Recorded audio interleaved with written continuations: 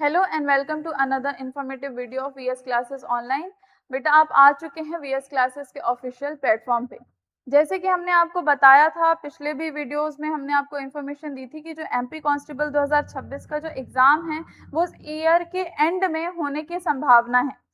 अब क्योंकि हमने आपको वीडियो में ये भी बताया था कि ईयर के एंड में होगा, उसके पहले हम आपको फ्री में पूरे एमपी कांस्टेबल का जो सिलेबस है वो कंप्लीट कराएंगे और आपको यूट्यूब पे अवेलेबल करवाएंगे। ये हमने बताया था आपको, मिशन कांस्टेबल के तहत हमने ये स्टार्ट किया था कि 2026 में जो एग्जाम होने वाला है उसमें हमारा लक्ष्य है कि अब की बारी वर्दी हमारी। वर्दी सुनिश्चित करने के लिए आपको केवल एक कार्य करना है, पढ़ना है, और दूसरा कार्य हमारे साथ पढ़ना है, क्योंकि कंप्लीट सिलेबस आपको हमारे चैनल पे मिलने वाला है related to MP constable. Daily classes आपको मिलेंगी, वीकली टेस्ट सीरीज होगा, पीडीएफ नोट्स आपको अवेलेबल करवाए जाएंगे, मॉक टेस्ट होगा, डाउट क्लासेस होंगे और रिकॉर्डेड बैकअप भी रहेगा। हमने ये सब कुछ आपको बताया था पहले भी। अब क्योंकि अगर हम लेक्चर्स ले रहे हैं, हमने आपसे बात की थी कि 11 तारीख तक, 11 मई तक आपको सारी चीजें मिल जाएंगी, तो हम आपके सामने खड़े हैं अभी। अब क्योंकि हम सारे लेक्चर लेंगे तो उसमें आपको जो पीडीएफ नोट्स हैं वो सारी चीजों की जरूरत होगी। तो क्योंकि आप हमारे चैनल पे जा सकते हैं, ये टेलीग्राम चैनल का स्कैनर है, आप स्कैन कर सकते हैं और जो भी पीडीएफ नोट्स आपको चाहिए हैं तो यहाँ से स्कैन करके आप हमारे टेलीग्राम वाले चैनल पे वीएस क्लासेस के जा सकते हैं। दूसरा, आपको यहाँ पे इंस्टाग्राम का क्यूआर दिख रहा होगा, इसको आप स्कैन करेंगे तो इंस्टाग्राम में हमारा जो वीएस क्लासेस का चैनल है, आप वहां पर चले जाएंगे और वहां पे जो भी बर्निंग इश्यूज चल रहे हैं इंडिया में, जो करंट इश्यूज हैं, जो करंट अफेयर है, कोई करंट चेंजेस हैं, उन सारी चीजों से रिलेटेड आपको शॉर्ट वीडियोस इस चैनल पे मिल जाएगा।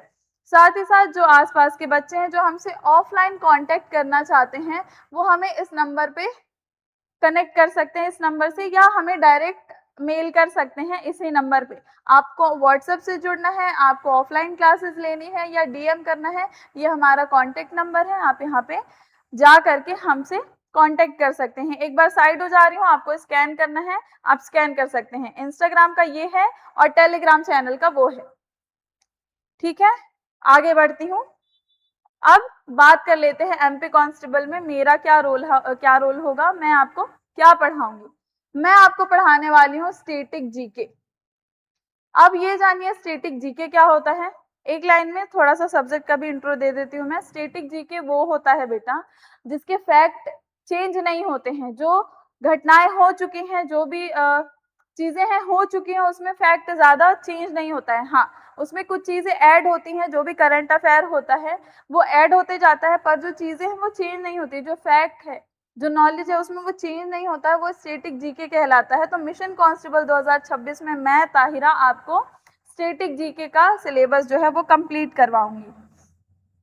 अब स्टैटिक जीके में कैसे टॉपिक होंगे पूरा आपके सामने है। एक बार साइड हो जाती हूँ, आप टॉपिक स्क्रीनशॉट ले लीजिए।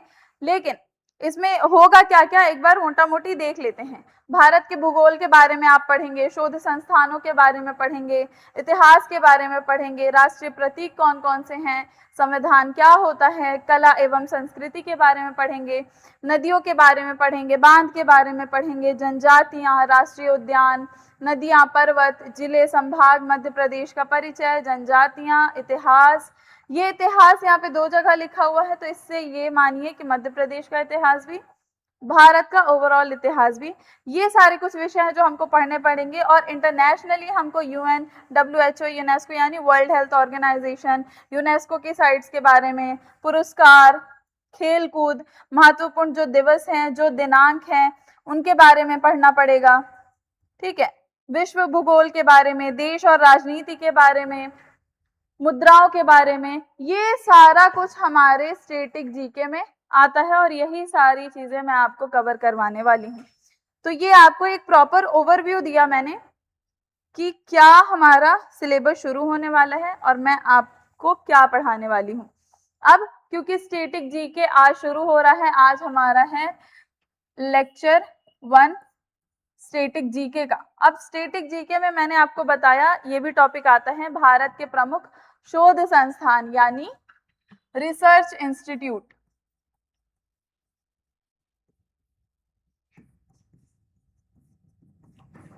रिसर्च इंस्टीट्यूट्स के बारे में आज हम पढ़ने वाले हैं। भारत के प्रमुख जो शोध संस्थान हैं उनके बारे में पढ़ने वाले हैं, और उसमें भी ये हमारा मेन टॉपिक है, लेकिन इसमें भी हम आज क्या कवर करने वाले हैं, आज हम कृषि से जुड़े जो प्रमुख शोध संस्थान हैं उनके बारे में पढ़ने वाले हैं। कृषि से जुड़ा जो भी शोध संस्थान है, रिसर्च इंस्टीट्यूट है, उसके बारे में हम पढ़ेंगे रिलेटेड टू एमपी कांस्टेबल 2026। बिना किसी देरी के हम हमारा जो टॉपिक है उसको शुरू करते हैं। एमपी कांस्टेबल में हमारा day 1 lecture 1 related to static GK. Static GK में हम पढ़ेंगे भारत के प्रमुख शोध संस्थान।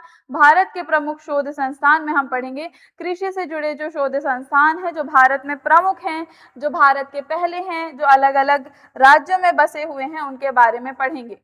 अब कौन कौन से होंगे वो भी जान लीजिए। ये कुछ शोध संस्थान हैं जो जिनके बारे में हम आज पढ़ने वाले हैं। इसमें एक सबसे खास होगा जो एमपी में है, ये भी आपको जान लेना है, ये एमपी का है। तो ये क्योंकि जो भी चीजें आप यहाँ पे पढ़ रहे हैं मेरे साथ स्टैटिक जीके, वो ऐसा विषय नहीं है कि केवल एमपी कांस्टेबल के लिए जरूरी हो। जो भी प्रतियोगी परीक्षाएं होती हैं उसमें शोध संस्थानों के बारे में पूछता है, कौन से रिसर्च इंस्टीट्यूट जो हैं कब शुरू हुए, उनके जो अभी निदेशक हैं वो कौन है, किसी इंस्टीट्यूट का मुख्यालय कहाँ पर है, वो इंस्टीट्यूट कब से शुरू हुआ, क्यों स्थानांतरित किया गया। ये सारे कुछ क्वेश्चंस हैं जो कांस्टेबल में तो आते ही हैं, जो भी वन लाइनर वाले एग्जाम्स होते हैं, प्रतियोगी परीक्षाएं होती हैं, उनमें भी पूछा जाता है। तो इसलिए इसलिए जरूरी है कि हम ये सारी चीजें डिटेल में भी पढ़ें। ठीक है, तो वन लाइनर के साथ साथ कुछ इंपॉर्टेंट फैक्ट हैं जो अभी जुड़े हुए हैं, जो करंट अफेयर है वो भी मैं आपको बताती जाऊंगी। सबसे पहला हम पढ़ेंगे भारतीय कृषि अनुसंधान संस्थान। दूसरा हम पढ़ेंगे राष्ट्रीय चावल अनुसंधान संस्थान। तीसरा होगा भारतीय गन्ना अनुसंधान संस्थान। चौथा होगा गन्ना प्रजनन संस्थान। अब क्योंकि ये दोनों जो है ये शुगर केन से ही जुड़ा हुआ है, तो जब भी एग्जाम में ये दोनों के बारे में पूछेगा आप कंफ्यूज नहीं होंगे अगर आज का लेक्चर देख लेंगे तो, क्योंकि शुगर केन इंस्टीट्यूट ये दोनों बहुत ज्यादा इंपॉर्टेंट है। आज के लेक्चर के बाद से ये दोनों में आपको डिफरेंस समझ में आ जाएगा और मिक्सअप बिल्कुल नहीं करेंगे। पांचवा है केंद्रीय आलू अनुसंधान संस्थान हम पढ़ने वाले हैं। फिर हम देखेंगे केंद्रीय तंबाकू अनुसंधान संस्थान। फिर हम पढ़ेंगे भारतीय दलहन यानी पल्सेस यानी दालों के बारे में अनुसंधान संस्थान कौन से है। और आखिरी होगा आज का भारतीय मृदा विज्ञान संस्थान जो कि है भोपाल में। तो ये 8 के 8 आज तो कवर कर ही लेंगे।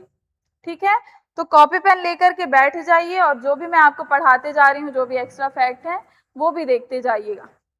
चलिए, सबसे पहला कौन सा है, सबसे पहला है भारतीय कृषि अनुसंधान संस्थान यानी इंडियन एग्रीकल्चरल रिसर्च इंस्टीट्यूट।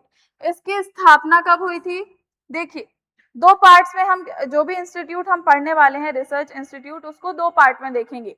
एक में आपको स्थापना कब हुई, मुख्यालय कहाँ है और निदेशक कौन है। अभी ये कुछ प्रमुख फैक्ट जो पढ़ेंगे जो वन लाइनर में आ सकता है। इस तरफ जो भी हम देखेंगे वो की हाइलाइट्स होंगे या कुछ फीचर्स होंगे उस इंस्टीट्यूट के, जो बताएंगे कि वो कार्य क्या करते हैं और अभी उनका हालिया यानी रीसेंट अचीवमेंट क्या क्या है। तो यानी जो भी चीजें हम पढ़ने वाले हैं, जो भी चीजें हम पढ़ने वाले हैं उसमें हम जो भी इंस्टीट्यूट हम पढ़ेंगे उसमें 5 से 6 चीजें इंपॉर्टेंट होंगी। क्या क्या होंगी वो? पहला, स्थापना कब हुई, ठीक है, निदेशक कौन है, मुख्यालय कहां पर है, और कुछ प्रमुख जानकारियां।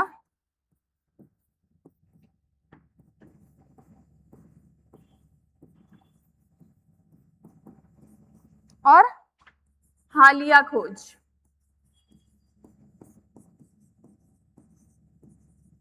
यानी रीसेंट अचीवमेंट क्या है।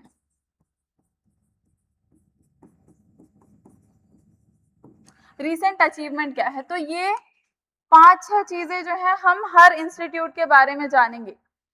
ठीक है, स्थापना, निदेशक कौन है, मुख्यालय कहाँ है, प्रमुख जानकारियां क्या क्या है और हालिया खोज क्या क्या है। तो सबसे पहला मैंने आपको बताया इंडियन एग्रीकल्चरल रिसर्च इंस्टीट्यूट के बारे में हम पढ़ेंगे, जो 1905 में इसको स्थापित किया गया था। लेकिन जब इसे स्थापित किया गया था तब इसे किया गया था कहाँ पे? दरभंगा। दरभंगा कहाँ है? दरभंगा है बिहार में, और अभी का समस्तीपुर।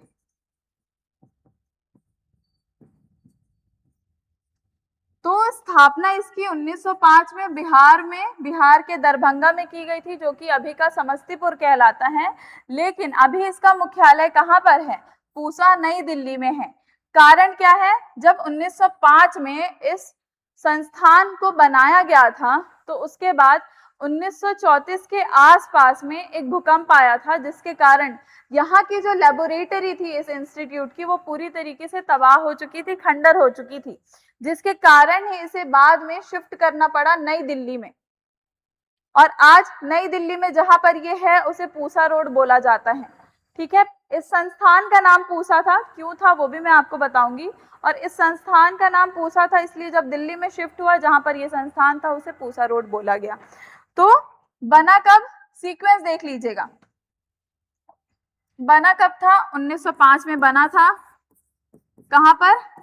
बिहार में। 1934 में कोई घटना हुई, ठीक है, मान लीजिए घटना हुई, जो ज्यादा जरूरी नहीं है। फिर 1936 में इसे दिल्ली में क्या कर दिया गया? स्थानांतरित कर दिया गया। तो ये याद रखिएगा। और अभी ये जगह आपने जान लिया। अभी इसके निदेशक कौन है? अभी इसके निदेशक हैं डॉक्टर अशोक कुमार सिंह। अभी के निदेशक हैं डॉक्टर अशोक कुमार सिंह। अब ये जो हमारा इंस्टीट्यूट है इसका प्रमुख विवरण देखिए, यानी इसकी की वर्क क्या क्या है, क्या करता है ये इंस्टीट्यूट। सबसे पहले रिसर्च तो करता ही है, जो भी एग्रीकल्चरल चीजें हैं, कृषि के मामले में ये काम करता है, लेकिन साथ ही साथ ये शिक्षा का भी प्रमुख केंद्र है। प्रमुख के साथ साथ बहुत पुराना है, क्योंकि 1905 में बना था, तो सबसे पुराना अनुसंधान केंद्र है भारत में। भारत के जितने भी अनुसंधान केंद्र हैं उनमें से सबसे पुराने में आता है ये, और ये शिक्षा भी देता है और रिसर्च भी करता है।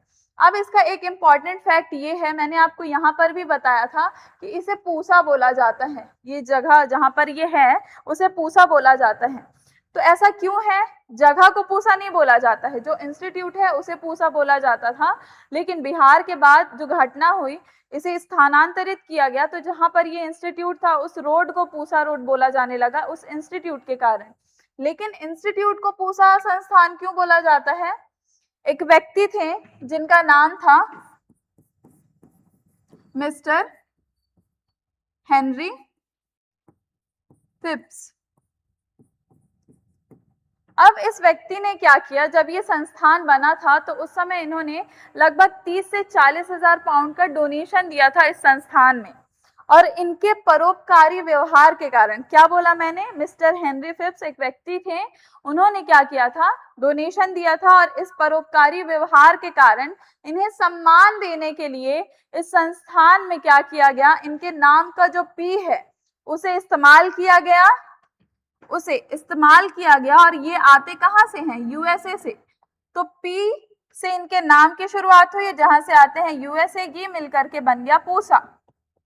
इसलिए इसे पूसा संस्थान भी बोला जाता है इनके परोपकारी व्यवहार के कारण। ठीक है, तो ये कुछ इंपॉर्टेंट फैक्ट हुए। अब इसमें इनका रीसेंट अचीवमेंट देख लेते हैं। क्या है रीसेंट अचीवमेंट? है इनका HD 3385। अब ये HD 3385 क्या है? जो भी इंस्टीट्यूट के बारे में पढ़ने वाले हैं आप अभी, उसमें क्या है, उनके जो भी रीसेंट अचीवमेंट है उसमें एक कोड रहता है। वो कोड को अलग से याद करिएगा और नंबर्स अलग से याद करिएगा, क्योंकि क्वेश्चन कई बार सिर्फ कोड में आता है, और कोड अगर आपने डी कोड कर लिया तो आप आंसर दे सकते हैं। यहाँ पे HD जो लिखा हुआ है उसका मतलब है हिसार दिल्ली।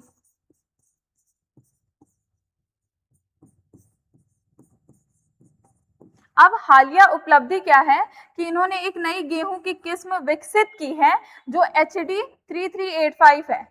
क्योंकि यह संस्थान कृषि के बारे में, गेहूं के बारे में क्या करती है, रिसर्च करती है, तो इन्होंने जो नया गेहूं विकसित किया है उसकी खासियत क्या है कि समय से पहले भीषण गर्मी होने के बावजूद या बहुत ज्यादा गर्मी होने के बावजूद जो ये गेहूं की किस्म है वो सूखती नहीं है, वो खराब नहीं होती है, जिसके कारण इन्होंने क्या किया, HD3385 नाम दे दिया। अब इसमें HD जो नाम लगा हुआ है वो हिसार दिल्ली है, क्योंकि इन इलाकों में जो है गेहूं जो है विकसित किया गया है ज्यादातर, इसलिए इसको HD नाम रखा गया। यानी यहाँ से जो भी गेहूं विकसित होगा उसमें नंबर्स तो जो भी होंगे पर उसके आगे कोड HD लगेगा, यानी हिसार दिल्ली लगेगा। इसके पहले भी बहुत सारे टाइप इन्होंने विकसित किए जिसमें आगे तो HD ही लगा रहता था। तो ये कुछ इंपॉर्टेंट फैक्ट हो गए। क्या क्या जाने, स्थापना 1905 में दरभंगा में हुई थी, समस्तीपुर जो अभी का है बिहार में, और अभी नई दिल्ली में है। डॉक्टर अशोक कुमार सिंह जो है इसके निदेशक हैं, और प्रमुख कार्य क्या है, शिक्षा देता है और शोध करता है कृषि क्षेत्र में। फिर विशेष तथ्य ये है, इसे पूसा बुलाया जाता है। क्यों बुलाया जाता है, एक व्यक्ति हेनरी फिफ्थ थे, उन्होंने डोनेशन दिया था जिसके कारण उनके नाम का पी और उनकी जगह का USA उठा करके पूसा बनाया गया। हालिया उपलब्धि ये है कि गेहूं की गर्मी सहन करने वाली एक नई किस्म का इन्होंने क्या किया है, विकसित किया है। अब दिल्ली वाले पूसा का गेहूं, ये याद करने की एक ट्रिक है, HD3385। ये हमारा पहला अनुसंधान केंद्र था। अब आ जाते हैं दूसरे पे। दूसरा रिसर्च इंस्टीट्यूट है राइस से रिलेटेड, राष्ट्रीय चावल अनुसंधान संस्थान यानी नेशनल राइस रिसर्च इंस्टीट्यूट। कहां पर है, इसकी स्थापना मैंने आपको बताया था। पहले हम क्या करेंगे, फैक्ट पढ़ेंगे, फिर हम थोड़ी सी डिटेल जानेंगे।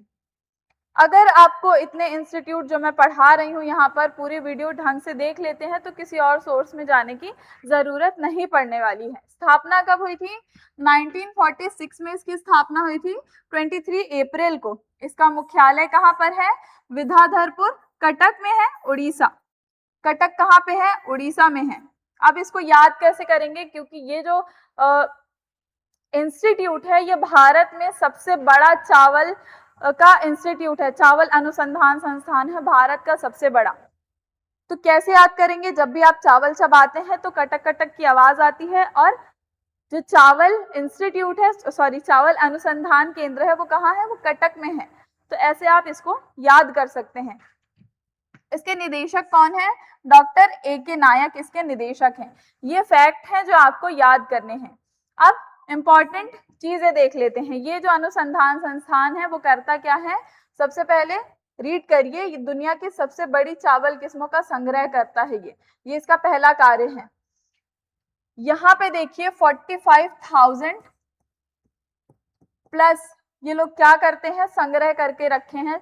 चावल की जो किस्में हैं उनमें 45,000 से ज्यादा चावल की किस्मों का इन्होंने संग्रह किया है। यानी ये लोग क्या किए हैं, संग्रह करके रखे हैं इस इंस्टीट्यूट में।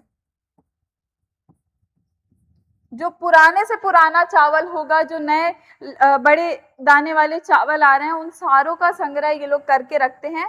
और क्या कर रहे हैं, चावल की उत्पादकता बढ़ाना और कीट प्रतिरोधी जो किस्में हैं उसको बना रहे हैं, और उसी पर रिसर्च कर रहे हैं कि जो चावल है उसमें कीड़े ना लगे, वो खराब ना हो, ऐसे चावल की किस्म को डेवलप करने पे ये लोग काम कर रहे हैं। अब इसमें इंपॉर्टेंट फैक्ट क्या है, भारत का, ये मैंने आपको वहीं पे बता दिया था कि भारत का सबसे बड़ा चावल अनुसंधान केंद्र है। ठीक है, अब इसका रीसेंट अचीवमेंट यानी हालिया उपलब्धि क्या है, इन्होंने एक चावल की किस्म ढूंढी है जिसको CR धान 315 बोलते हैं। मैंने आपको बताया जो भी हालिया उपलब्धि होगी उसमें स्टार्टिंग में एक कोड लगा रहेगा। यहाँ पे जो CR लिखा हुआ है उसका क्या मतलब है, यहाँ पर जो CR लिखा हुआ है उसका मतलब है कटक राइस। ठीक है, तो कटक राइस यानी CR धान 315, इसके इन्होंने इस प्रकार को विकसित किया है जिसमें क्या है, ऐसा चावल है ये कि कुपोषण से, यानी सिर्फ पेट भरने के लिए ये चावल नहीं खाएंगे आप।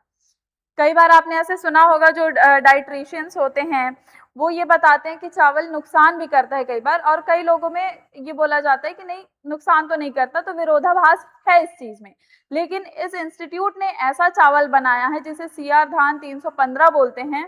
वो ऐसे प्रकार का चावल होगा जो कुपोषण से लड़ने में मदद करेगा ही करेगा, लेकिन वो जिंक से भी भरपूर होगा। यानी आपको जो रोग प्रतिरोधक क्षमता है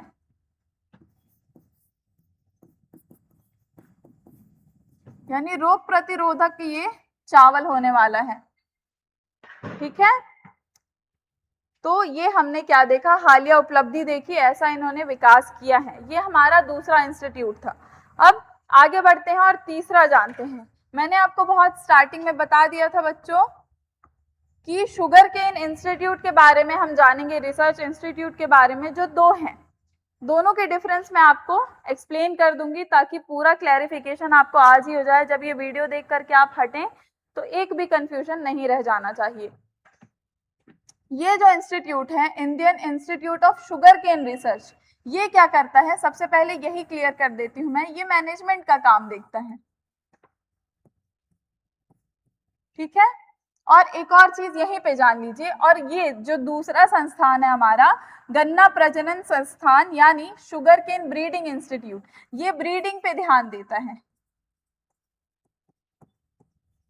ठीक है, अब एक एक करके पहले बताती हूँ, फिर आप समझ जाएंगे। तो मैंने क्या बताया, तीसरा जो संस्थान है हम पढ़ रहे हैं वो है भारतीय गन्ना अनुसंधान संस्थान है, जिसकी स्थापना 1952 में हुई थी। यानी कब हुई थी, आजादी के बाद। अब ये तो नहीं बताना पड़ेगा ना कि देश कब आजाद हुआ था, ये बताना पड़े तो फिर दिक्कत की बात है फिर तो। ठीक है, फिर आपको स्कूल में एक बार पढ़ना पड़ेगा बच्चों। ठीक है, तो ये जो इंस्टीट्यूट है ये क्या करता है, मैनेजमेंट देखता है, जिसकी स्थापना 1952 में हुई थी, जिसका मुख्यालय रायबरेली रोड, लखनऊ, उत्तर प्रदेश में है। ठीक है, यानी क्या मतलब है, उत्तर प्रदेश में क्यों है, उत्तर भारत में ये माना जाता है कि सबसे ज्यादा गन्ने की पैदावार होती है, जिसके कारण ये मुख्यालय उत्तर प्रदेश में है। ठीक है, और गन्ने को बहुत ज्यादा पानी भी लगता है होने के लिए, तो ये उत्तर प्रदेश में है क्योंकि पैदावार ज्यादा होती है। अब इसके निदेशक कौन है, डॉक्टर आर विश्वनाथन इसके निदेशक हैं। फैक्ट है, लिख लीजिएगा, जितने भी निदेशकों के नाम मैंने बताए हैं किस इंस्टीट्यूट से जुड़े हुए हैं, वो एक प्रॉपर आप क्या करेंगे, चार्ट बना लेंगे। ठीक है, ताकि एक जगह आपको इंफॉर्मेशन मिल जाए। अब इसमें कुछ इंपॉर्टेंट चीजें पढ़िए कि ये जो इंस्टीट्यूट है ये काम क्या करता है। ये जो इंस्टीट्यूट है ये मैनेजमेंट का काम देखता है, यानी प्रबंधन का काम देखता है। जहां पर भी खेती का काम हो रहा है वहां पर किस किस्म के फसल लगाई जा रही है, कितना पानी लगेगा, उसके अलावा कौन सी मशीनरी लगेगी, ज्यादा पानी लग रहा है तो ऐसा क्या टेक्निक लेकर के आए जिससे कम पानी का इस्तेमाल हो। तो यानी प्रबंधन का काम देखता है, कृषि से जुड़ा जो भी मैनेजमेंट का काम है वो देखता है ये इंस्टीट्यूट, जो कि उत्तर प्रदेश में है, जो गन्ने से जुड़ा हुआ है, शुगर केन से जुड़ा हुआ है। तो ये इनका फसल प्रबंधन का काम है और उसी पर शोध करता है ताकि खेती की जो लागत है ना उसे कम किया जा सके, इसी पर इनका फोकस है।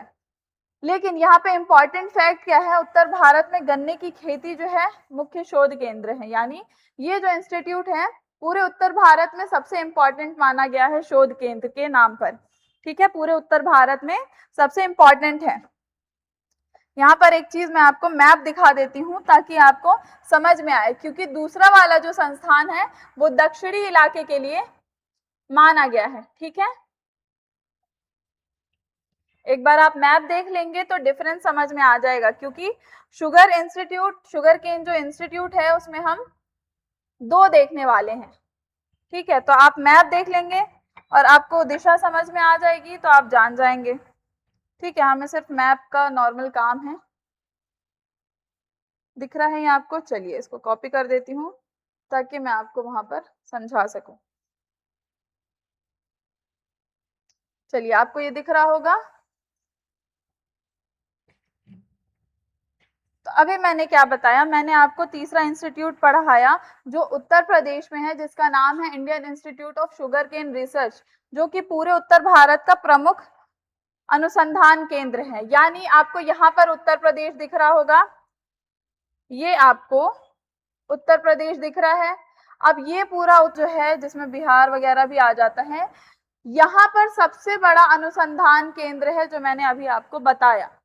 ठीक है, तो ये कौन सा है, ये जो 1952 में बना था उस अनुसंधान केंद्र की बात कर रहे हैं जो मैनेजमेंट पे ध्यान देता है, यानी कम लागत में खेती हो। ठीक, ये कुछ इंपॉर्टेंट फैक्ट हैं।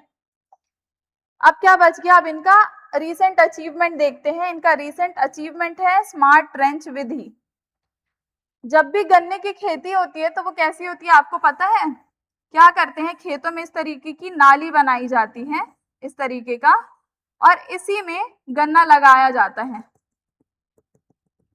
अब क्या होता है, ये जब गन्ना लगाया जाता है तो बहुत ज्यादा इफराद पानी पूरे खेत में जरूरत होती है। गन्ने को काट करके लगाया जाता है और पूरा एकदम भरपूर पानी की जरूरत होती है। लेकिन ये जो स्मार्ट ट्रेंच टेक्निक है,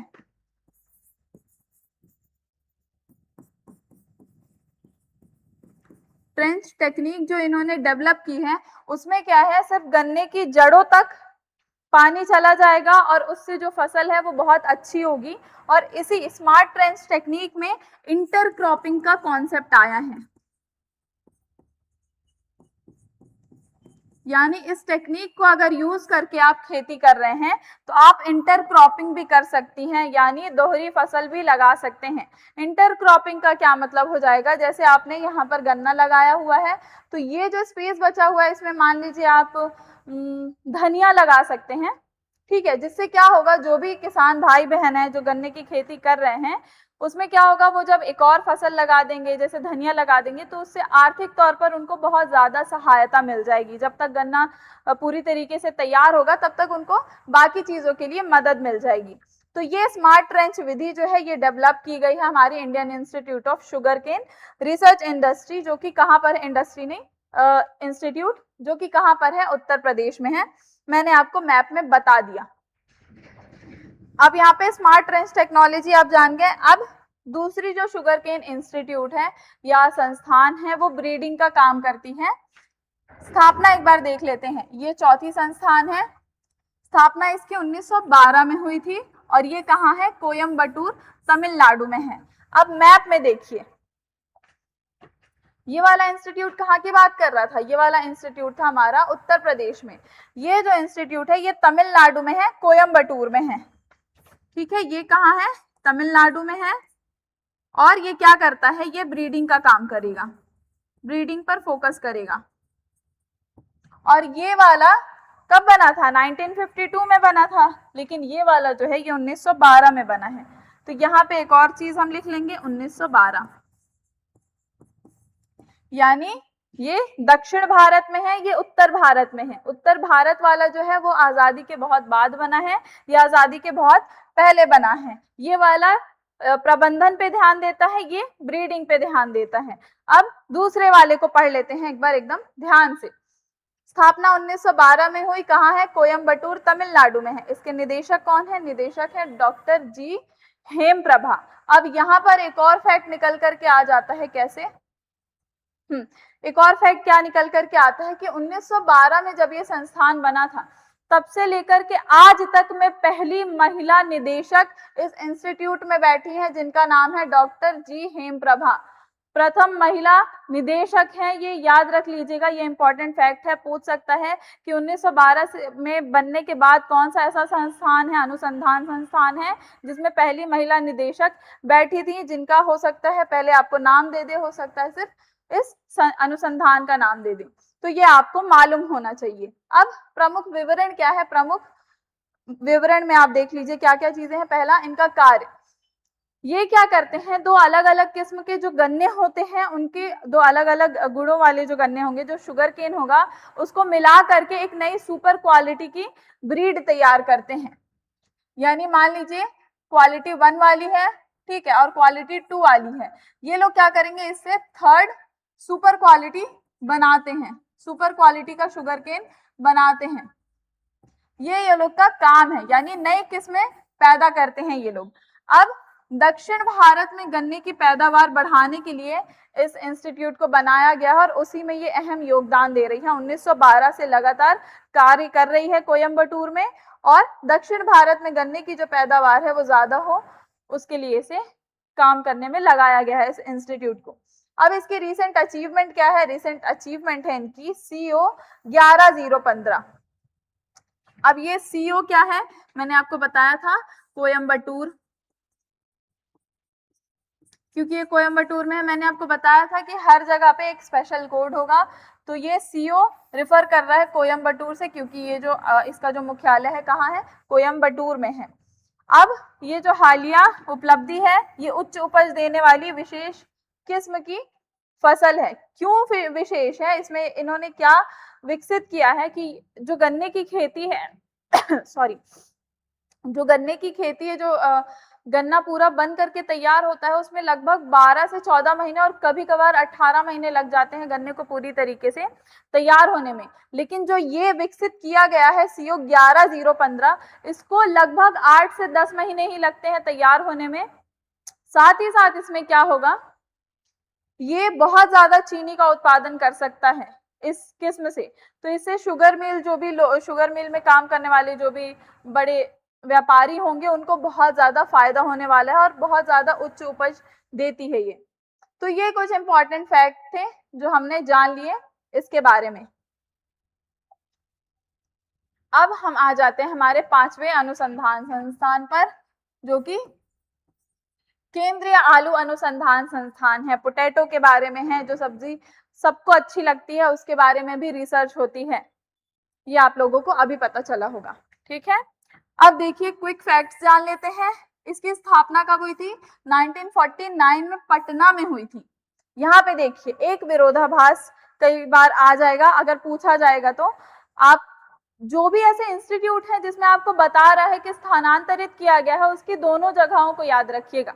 जैसे इसके पहले हमने पढ़ा पटना वाला जो था उसको बाद में दिल्ली में शिफ्ट कर दिया गया किसी भी कारण से, लेकिन आप ये याद रखिएगा कि उसे बनाया कब गया था, और जब बनाया गया था उस अनुसंधान संस्थान को तब किस ईयर में और कहाँ था, और बाद में उसे स्थानांतरित कब किया गया, किस वर्ष में किया गया और क्यों, तो छोड़ दीजिए, फैक्ट की बात करते हैं अभी सिर्फ, ठीक है। तो ये वाला जो अनुसंधान संस्थान है आलू वाला, ठीक है, इसको कहाँ बनाया गया था, इसको पटना में बनाया गया था, लेकिन कारण क्या था, इसको बाद में शिमला में शिफ्ट कर दिया गया, स्थानांतरित कर दिया गया। क्यों किया गया, क्योंकि जो आलू होता है उसको पूरी तरीके से अच्छी तरीके से होने के लिए बहुत कम तापमान यानी ठंडी की जरूरत होती है, ठंडे वातावरण की जरूरत होती है ताकि आलू अच्छी तरीके से हो सके। पटना में ये चीज पॉसिबल नहीं थी, इसलिए 1946 में जब इसको बनाया गया तो बाद में इसको शिमला में स्थानांतरित किया गया 1956 में। याद रखिएगा दोनों ईयर बहुत ज्यादा इंपॉर्टेंट होने वाले हैं, ठीक है। तो क्योंकि शिमला बहुत ठंडी ठंडी जगह है, लोग घूमने जाते हैं, तो इसको यहीं पर शिफ्ट कर दिया गया। इसका मुख्यालय कहाँ है, बेमलोई शिमला में है, हिमाचल प्रदेश। यहाँ पे एक और नाम याद रख लीजिएगा, बेमलोई में शिमला, शिमला में हिमाचल प्रदेश, लेकिन बेमलोई की भी एक जगह है जिसको क्या बोला जाता है, जिसको एक मिनट, जिसको कुफरी बोला जाता है। इस जगह पर यह अनुसंधान संस्थान है।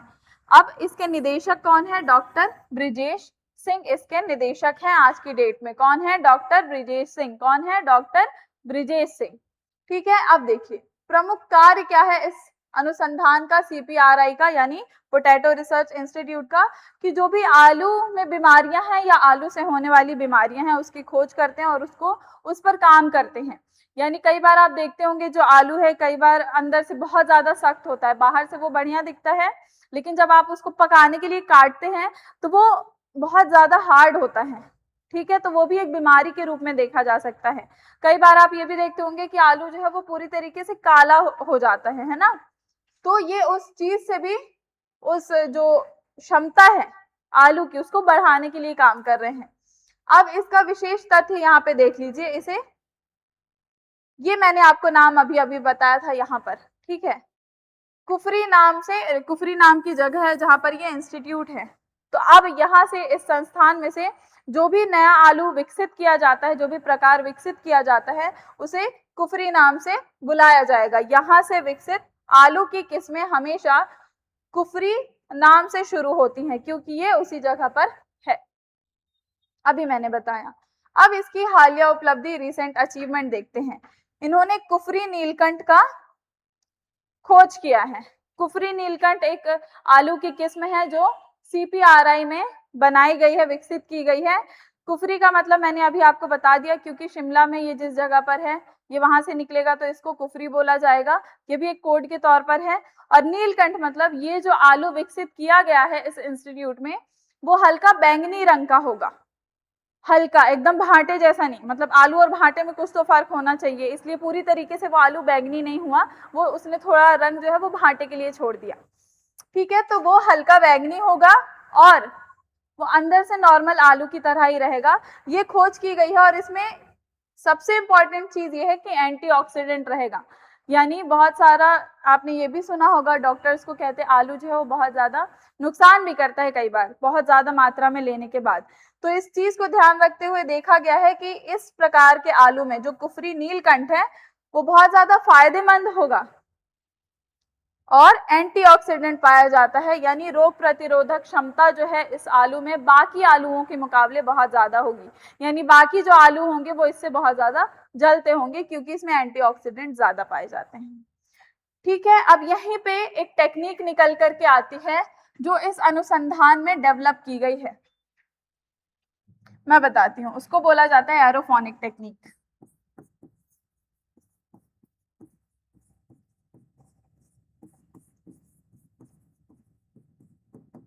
अब इसमें क्या है, जैसे आप यहाँ पर देख रहे हैं आलू जो है विकसित जब भी होता है, आलू जब भी होता है वो जमीन के नीचे होता है, लेकिन जो इस इंस्टीट्यूट में सेंट्रल पोटैटो रिसर्च इंस्टीट्यूट में जो टेक्निक डेवलप की गई है उसमें आलू हवा में उगाए जाते हैं। अब क्योंकि मैं आपको इमेज ना दिखा करके सिर्फ बताऊंगी तो आप मुझे पागल समझेंगे, ठीक है, कि आलू हवा में कैसे हो सकता है, तो मैं एक बार आपको उसकी भी इमेज दिखा देती हूँ, ठीक है, ताकि आप भी समझ जाएं कि हम यहाँ पर पढ़ा रहे हैं तो गलत नहीं पढ़ा रहे होंगे।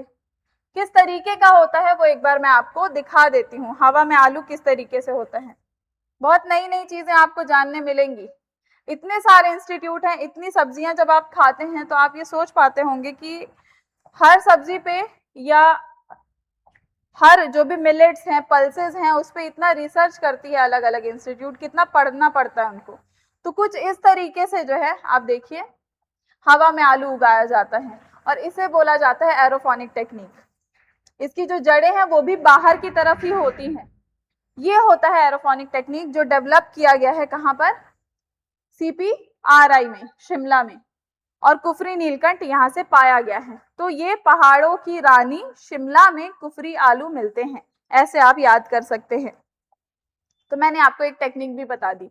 अब आगे बढ़ते हैं और देखते हैं हमारा एक और संस्थान के बारे में जो छठवां है, केंद्रीय तंबाकू अनुसंधान संस्थान, यानी सेंट्रल टोबैको रिसर्च इंस्टीट्यूट के बारे में जानने वाले हैं। अब आप सोच रहे होंगे कि तंबाकू के बारे में पढ़ना बचा था, तो देखिए ये वरदान के साथ साथ अभिशाप के रूप में भी काम कर रहा है, क्योंकि भारत जो है सबसे बड़ा उत्पादक और निर्यातक है तंबाकू का, यानी भारत दूसरे नंबर पे आता है, लेकिन निर्यातक के रूप में अगर हम देखेंगे तो भारत पहले नंबर पे आता है तंबाकू के निर्यातक में। तो इसे पढ़ना जरूरी हो जाता है क्योंकि इसकी एक नई खोज है, वो भी मैं आपको बता दूंगी। तो ये इंस्टीट्यूट है सेंट्रल टोबैको रिसर्च इंस्टीट्यूट जो 1947 में बना था। मुख्यालय कहाँ है, राजमुंदरी, पूर्वी गोदावरी, आंध्र प्रदेश में है।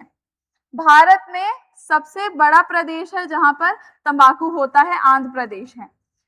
फिर निदेशक इसके कौन है, डॉक्टर M शेषा साई है इसके निदेशक, याद रखिएगा शेषा साई। अब इस इंस्टीट्यूट का, इस अनुसंधान संस्थान का प्रमुख कार्य क्या है, तंबाकू की गुणवत्ता, निर्यात मानकों और इसके औषधीय गुणों पर शोध करना। इसके औषधीय गुणों पर, फिर से पढ़ लीजिए, औषधीय गुणों पर, इसलिए मैंने बोला कि ये अभिशाप भी है और वरदान भी है, यानी दो धारी तलवार के रूप में आप देख सकते हैं कि ये जो संस्थान है ये तंबाकू के औषधीय गुणों पर ध्यान कर रही है, उस पर शोध कर रही है। इस संस्थान में हालिया उपलब्धि में मैं आपको बताऊंगी, इन्होंने ऐसी तकनीक निकाली है जिससे तंबाकू में जो टोबैको होता है, टोबैको यूज क्यों होता है, टोबैको टोबैको के रूप में भी यूज होता है, टोबैको स्मोकिंग के लिए भी यूज होता है, जो इतनी महंगी महंगी सिगरेटें बिकती हैं उसके लिए भी इस्तेमाल होता है, लेकिन साथ साथ हालिया उपलब्धि इसकी ये है कि इन्होंने एक नई तकनीक निकाली है जिससे सुरक्षित तरीके से तंबाकू का तेल निकाला जाता है। अब तंबाकू के तेल से आप क्या करेंगे, खाना बनाएंगे और खा के नशे में एकदम मस्त हो जाएंगे? नहीं, ये तेल खाने पीने के लिए नहीं बनाया गया है, ये बायो ऑयल के रूप में यूज किया जाएगा, बायोफ्यूल के रूप में। और साथ ही साथ ये क्यों इस्तेमाल किया जाएगा, ये पेंट वगैरह में यूज होगा। लेकिन एक खुशखबरी की बात यह है कि ये जो भी तेल बनाया जाएगा इसमें से निकोटीन यानी जो नशीला पदार्थ होता है तंबाकू का, निकोटीन, उसको रिमूव कर दिया जाएगा, उसको पूरी तरीके से हटा दिया जाएगा। वरना पेंट करते रहेंगे और सूंघते रहेंगे तो फिर समझ ही रहे हैं, है ना, तो वो चीज हटा दी जाएगी, नशीला पदार्थ जो है वो उसको निकाल दिया जाएगा। ये तंबाकू के बीज से सुरक्षित तेल इस तरीके से निकाला जाएगा, इस तरीके से काम किया जाएगा। बहुत सारे फैक्ट आपको मिल गए। आंध्र प्रदेश पहला सबसे बड़ा उत्पादक राज्य है और भारत, पूरी दुनिया में देखेंगे तो भारत सबसे बड़ा निर्यातक और दूसरे नंबर पे उत्पादक के रूप में आता है। ये पूरे फैक्ट मैंने आपको दे दिए, कुछ बचा? कुछ भी नहीं बचा। आगे बढ़ते हैं। अब भारतीय दलहन अनुसंधान संस्थान देखते हैं, ये शायद 7वें नंबर वाला है, ठीक है, नंबर आप मैनेज कर लीजिएगा। स्थापना कब हुई थी इसकी? स्थापना हुई थी 1983 में। ये जो अनुसंधान संस्थान है पल्सेस यानी दालों से जुड़ा जो अनुसंधान संस्थान है उसकी स्थापना 1983 में हुई थी, जिसका मुख्यालय है कल्याणपुर, कानपुर, उत्तर प्रदेश में है, जिसके निदेशक हैं डॉक्टर जीपी दीक्षित। अब ये जो इंस्टीट्यूट है ये क्या करता है, जो भी दालें हैं जब उनकी कटाई होती है, जैसे चना, अरहर, मूंग, इसका जो उत्पादन होता है उसमें भारत को आत्मनिर्भर बनाना, सेल्फ डिपेंडेंट बनाना, ताकि किसी और देश पर निर्भर ना होना पड़े। साथ ही साथ इनका हालिया उपलब्धि क्या है, चने की मशीनी कटाई के अनुकूल विशेष किस्म आईपीसी 2010-134 विकसित किया गया है। अब ये जो विकसित किया गया है इसमें खास चीज क्या है आईपीसी 2010-134 में, कि जब भी इन फसलों की कटाई होती है मशीन से तो जो फसलें हैं वो ज्यादातर खराब हो जाती हैं, तो इसको मशीनों के अनुकूल बनाया गया है ताकि मशीनों से जब इनकी कटाई हो इस प्रकार की तो इससे बहुत ज्यादा फसलों का नुकसान ना हो, और इसी पर इन्होंने शोध किया है। एक विशेष तथ्य है जो रह गया है, यह दालों पर शोध करने वाला भारत का सबसे बड़ा संस्थान है। यहाँ पे डबल स्टार लगा लीजिए। पूछा जा सकता है कि भारत में दालों पर शोध करने वाला सबसे बड़ा अनुसंधान संस्थान कहाँ है, तो उत्तर प्रदेश में है। उत्तर प्रदेश में कहाँ? कानपुर में है। अब यहाँ पे आईपीसी लगाया गया है, मैंने आपको बताया हर जगह स्पेशल कोड होगा, तो यानी ये जो आईपीसी है ये तो नंबर है और सारी दालें भी बनाई गई होंगी, लेकिन ये कोड है, ये किस चीज के लिए स्टैंड करता है?